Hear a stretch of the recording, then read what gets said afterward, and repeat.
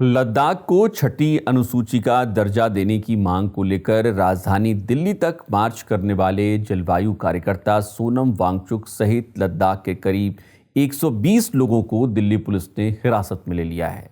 Delhi police सूत्रों के मुताबिक वांगचुक समेत हिरासत में लिए गए लोगों को अलीपुर और शहर की सीमा से लगे अन्य पुलिस थानों में ले जाया गया है।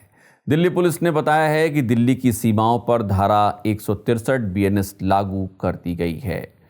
दिल्ली पुलिस के अधिकारियों के मुताबिक वांगचुक और उनके साथ चल रहे लोग दिल्ली की सीमा पर रात बिताना चाहते थे। दिल्ली में निषेधाज्ञा लागू होने के कारण उन्हें पहले वापस जाने के लिए कहा गया, लेकिन जब वो नहीं रुके तो सीमा पर पहले से तैनात पुलिसकर्मियों ने वांगचुक समेत करीब 120 लोगों को हिरासत में ले लिया।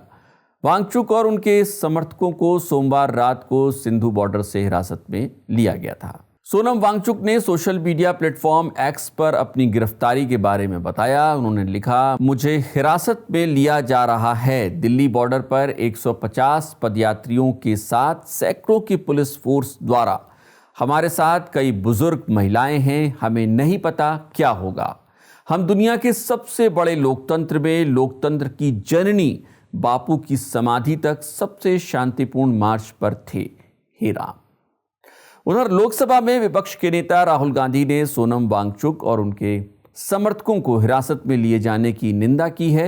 उन्होंने इसे अस्वीकार्य बताया है। राहुल गांधी ने एक्स पर एक पोस्ट में कहा, सोनम वांगचुक और सैकड़ों लद्दाखियों को हिरासत में लेना स्वीकार नहीं किया जा सकता है, जो पर्यावरण और संवैधानिक अधिकारों के लिए शांतिपूर्ण मार्च कर रहे थे। राहुल गांधी ने गिरफ्तारी के लिए प्रधानमंत्री नरेंद्र मोदी को जिम्मेदार ठहराया है। उन्होंने आगे कहा, लद्दाख के भविष्य के लिए खड़े होने के लिए बुजुर्ग नागरिकों को दिल्ली की सीमा पर क्यों हिरासत में लिया जा रहा है?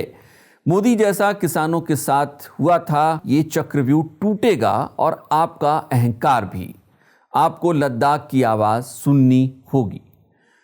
आपको बता दें कि सोनम वांगचुक लद्दाख को पूर्ण राज्य बनाने की मांग कर रहे हैं। इसके साथ ही स्थानीय लोगों के लिए नौकरी में आरक्षण, लेह और कारगिल के लिए एक संसदीय सीट और संविधान की छठी अनुसूची लागू करने की मांग को लेकर भी वांगचुक काफी समय से प्रदर्शन कर रहे हैं।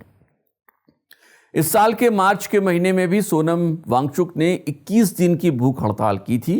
भूख हड़ताल खत्म करने के बाद सोनम वांगचुक ने कहा था, ये आंदोलन का अंत नहीं है बल्कि एक नई शुरुआत है। अपनी मांगों को लेकर हमें जब तक आंदोलन करना पड़े हम करेंगे।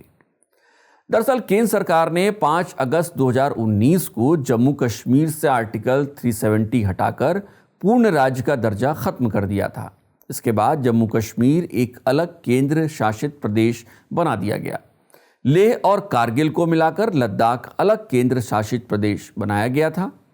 इसके बाद लेह और कारगिल के लोग खुद को राजनीतिक तौर पर उपेक्षित महसूस करने लगे। उन्होंने केंद्र के खिलाफ आवाज उठाई।